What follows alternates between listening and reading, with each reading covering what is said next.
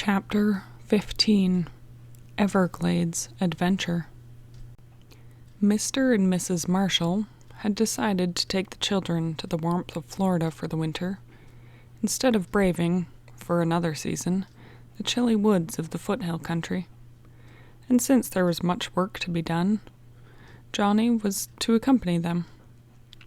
He put in a plea for Reddy, and without much discussion, the hound was made one of the jolly party, which motored in two well-packed cars for the Southland to occupy the cottage on the Gulf.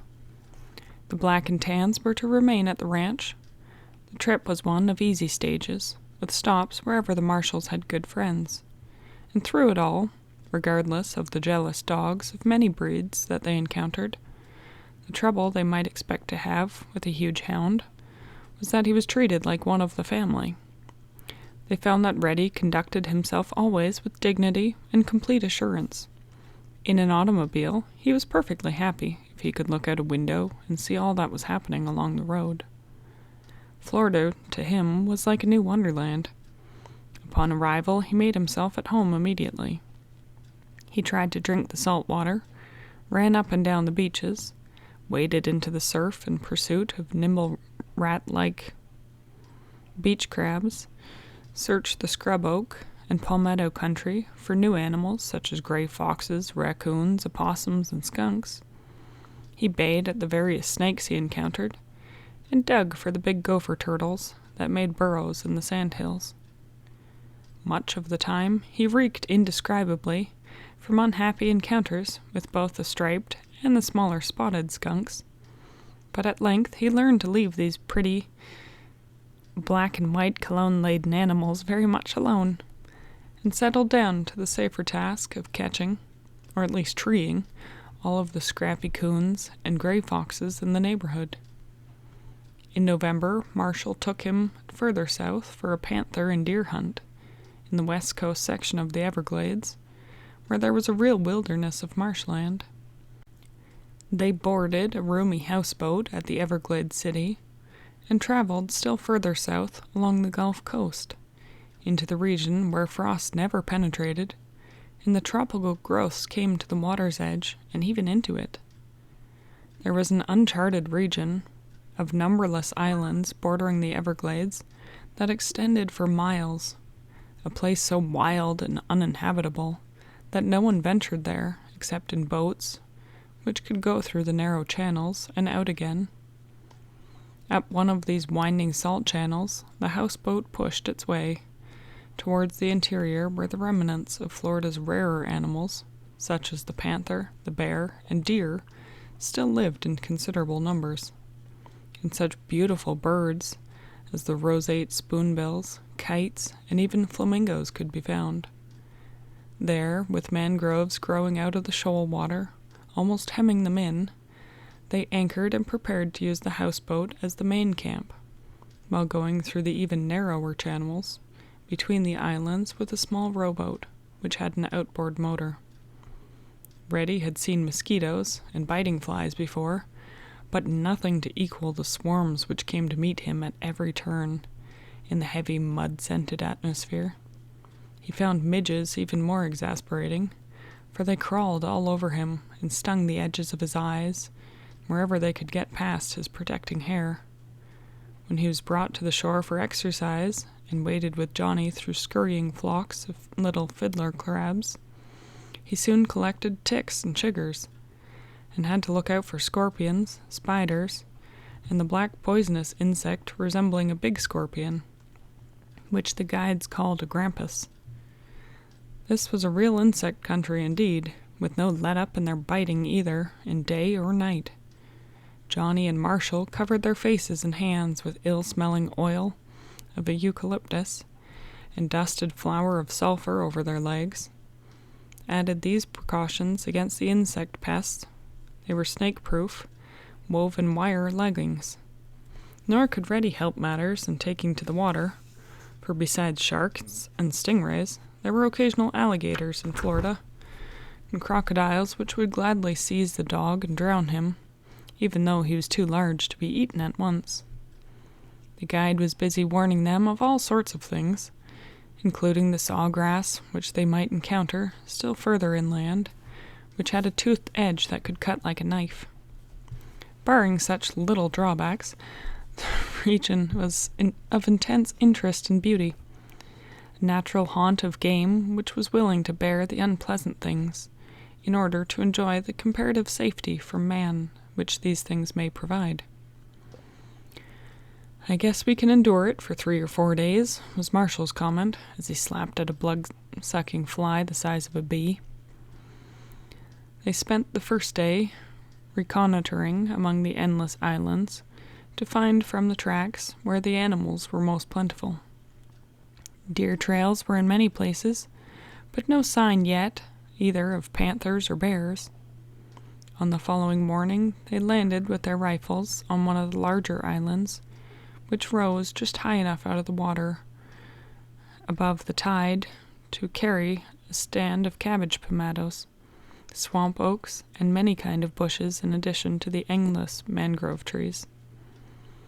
Many ancient conch, clam, oyster, and other shells lying about in dead leaves showed this at one time to have been a favorite camping place of the Seminole Indians. Leaving the rowboat and forcing a way through the prickly greenery, they came to an open plain on which grew coarse grass, waist high, which wound game trails full of the hoof marks of deer. This was by far the best hunting country they had seen, and it was decided to have a try at shooting a buck. In the center of the plain grew a group of tall trees, literally swarming with long-billed white ibis, which part of each day fed like herons in the marshes and perched in trees when disturbed or sleeping at night. These large birds quickly took wing and circled overhead, in gracefully flying flocks with no sound except the swish of their wings. The guide stationed Johnny at one side of the tree clump and Marshall at the other, telling them to stay there while he beat through the brushes with a hound and tried to put up deer. But to his surprise, Reddy, who disliked him from the first, would not leave Johnny's side, although the man tried to pull him by the neck and soon grew angry. So the plan had to be changed, and the ranger taken with him for the work in the thickets. Reddy at first was doubtful of hunting deer, and needed much encouragement from Johnny to satisfy him that it was all right. Then he beat around for a while on the crisscrossing trails until he found the general direction that some of the animals had taken. A few minutes later the men heard him begin to bay amidst a great crashing of palmetto leaves as 4 small reddish deer, 2 of them with antlers, sprang forward, and Johnny almost ran into him as they came racing along one of their paths that was like a tunnel through the greenery. Close behind them was Reddy, baying now with real enthusiasm. There was no chance for either Johnny or the guide to shoot in such a tangle. The deer and the hound passed them almost like lightning and went tearing around the edge of the island. In short time, however, the deer had made a circle and were coming to them again.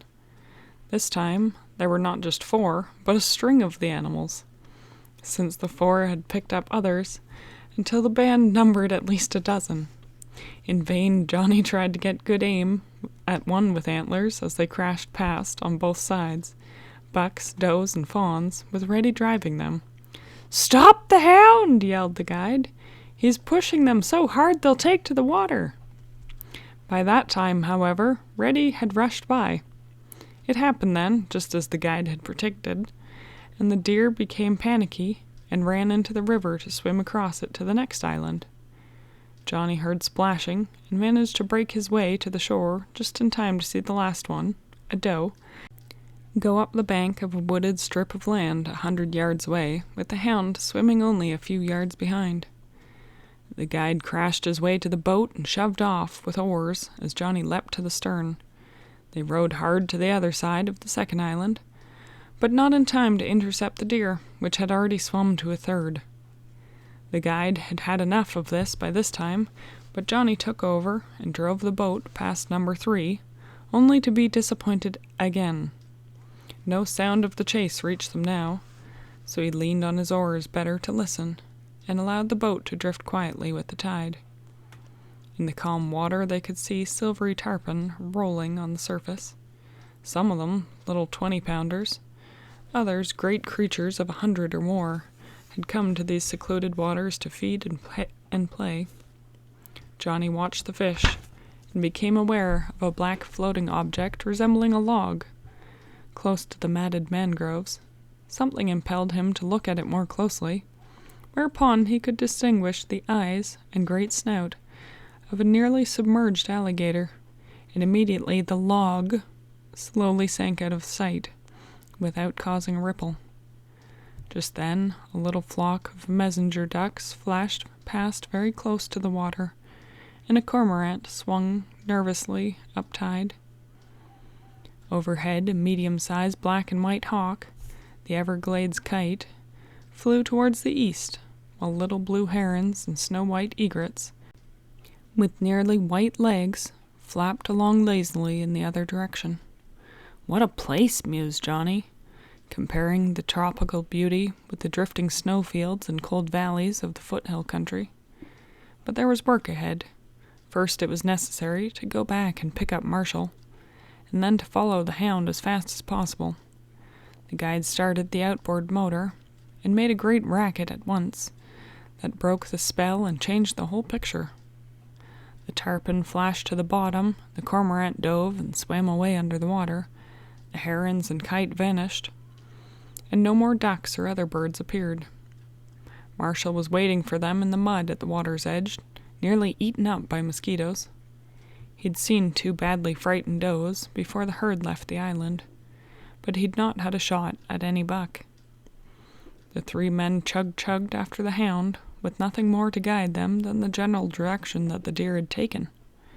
The guide muttered something about never seeing him again, but Johnny was sure that he would be sensible enough to find his way back, regardless of swamps, rivers, alligators, sharks, and snakes.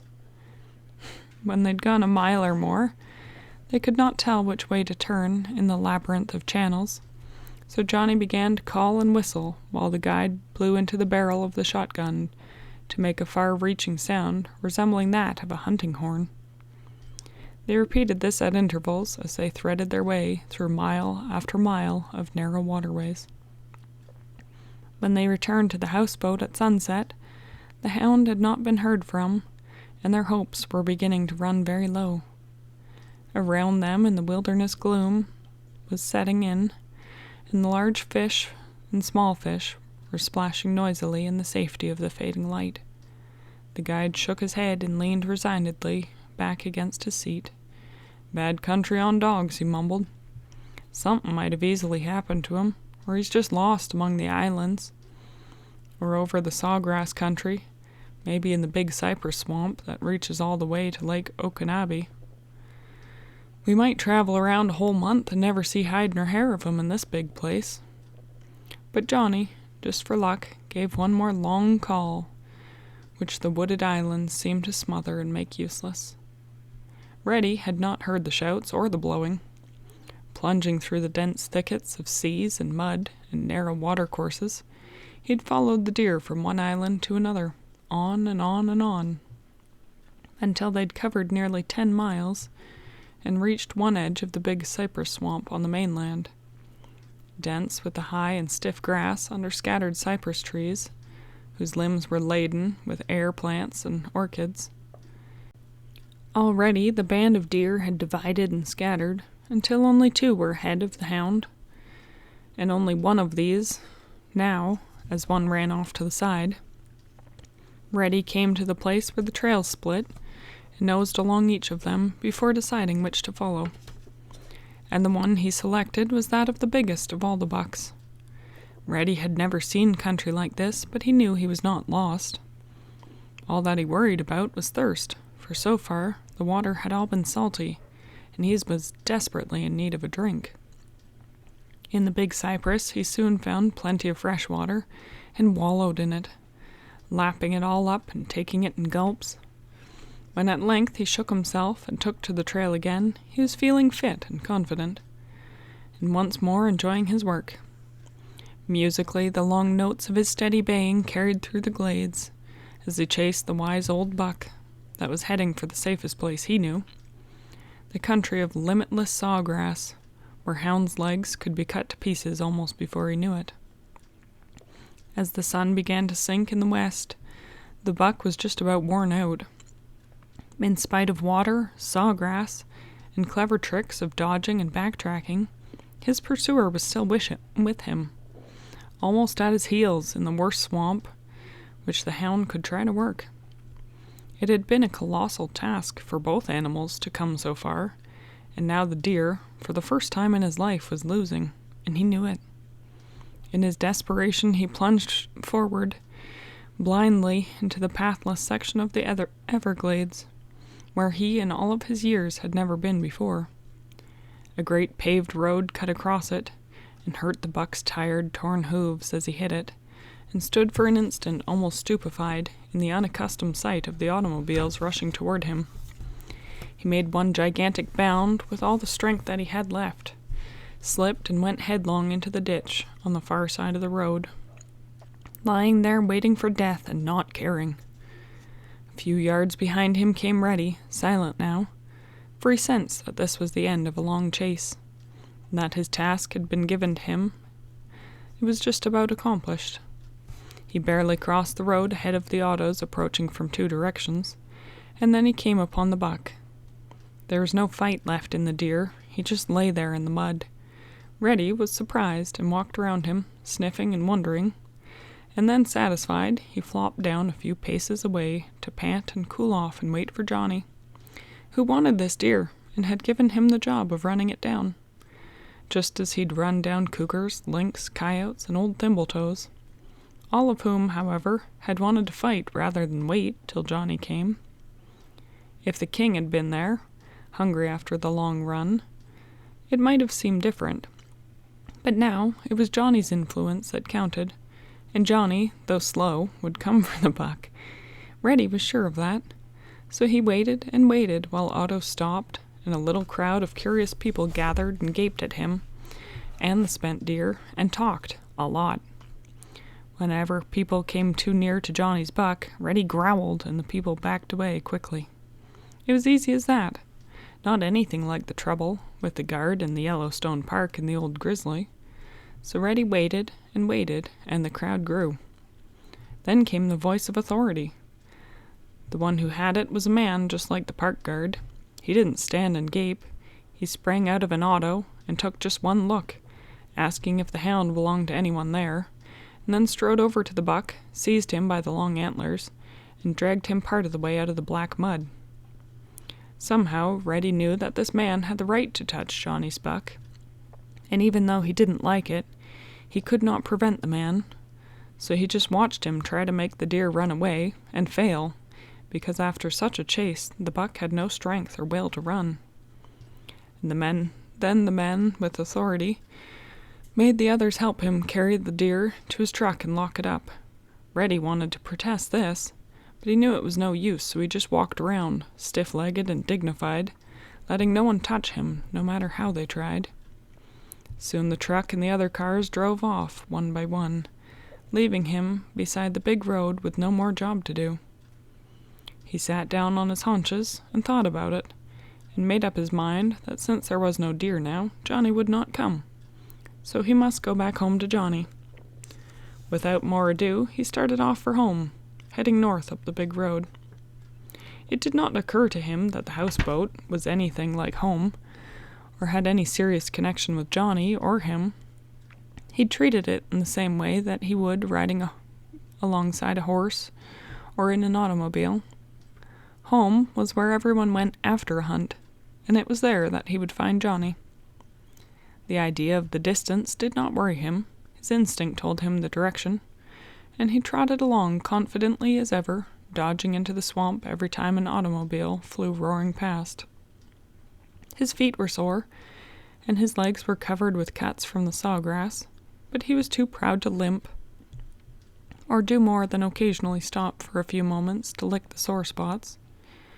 Pat, pat, pat went his feet on the paved road until well into the night, when he took a long drink of water in the ditch and curled up for a little sleep in the driest piece of ground that he could find, nearby this gloomy swamp and all around him. The night was pleasantly warm, and he rested well in spite of the hooting of excited barred owls, but could scarcely get to his feet when dawn began to break. Every part of his body seemed stiff and sore, and his stomach ached with hunger. A dog without his early training would have gone hungry, but he set about to catching breakfast quite as a matter of ordinary routine, and stalked the blue herons that watched for minnows along the roadside ditch.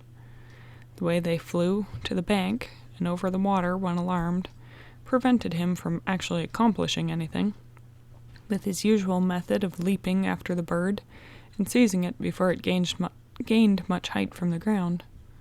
He could not run and leap in the mud and water, but the barred owl that was perched on the road eating the remains of a water rat that Otto's had flattened into the ground, into the paving, was quite another matter. Reddy sighted the big owl far ahead in the dull half-light, lowered his head and made a rapid wolf stalk along the ditch until quite close, and then charged across the road. The surprised bird tried to spike him with his long curved claws, but missed, and in a few moments was partly stripped of his thick feathers and eaten almost to the hard wing points. Raw, old bird might not be the most savory dish on the earth, but Reddy had eaten worse in the woods and felt much happier now as he continued his journey. He encountered few vehicles now in the morning, and when limbered up by his first half an hour of trotting, set out at a speed in a wolf lope that eats up miles like a canter of a pony. Still following the road, he came into Everglades City before noon, and went through it so fast that no one who happened to see him had time to think much about whether he was away from home. Even the town dogs were taken too much by surprise to make any trouble. He'd begun his journey, worn out and hungry, with more than 160 miles to go. That distance he made easily in 2 days. The last mile on a dead run because of the anxiety to be home again.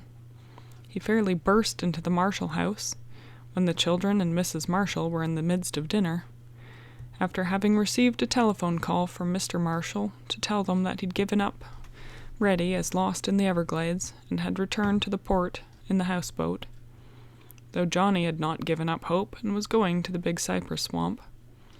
Spirits were at a very low ebb indeed then, and tears not far away, when the familiar thump of Reddy's leap from the path resounded on the porch.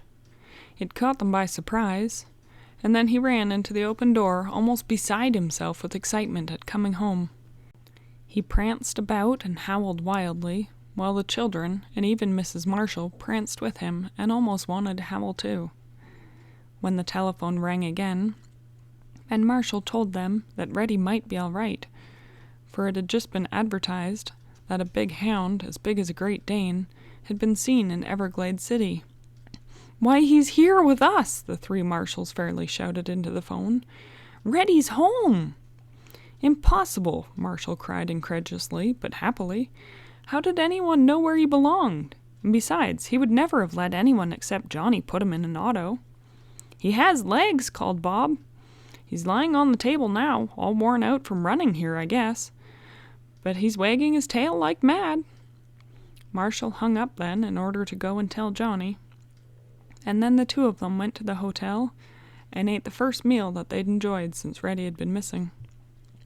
A man who'd saw that they were sportsmen came up to their table to tell them about how the sheriff had brought in a fine deer that had been run to a standstill by a colossal red hound in the very middle of the big cypress swamp.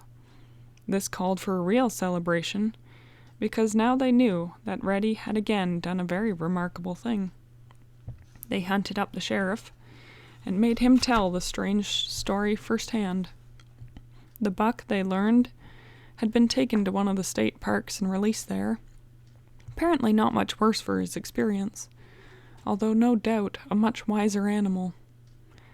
Hunting deer with hound or hounds was entirely legal in the state, so the sheriff, who was a good chap, added apologies for having disposed of their rightful game, even though perhaps he'd been within his rights, because the hound was unattended when discovered, with a buck that had not been wounded by hunters. It all ended very happily anyway, and another chapter in Reddy's adventure life had closed. for Johnny and Marshall agreed that they'd taken too many chances in hunting with such a hound and in such a place. And everyone else who knew the Everglades and the 10,000 Island said that they were very right. End of chapter 15.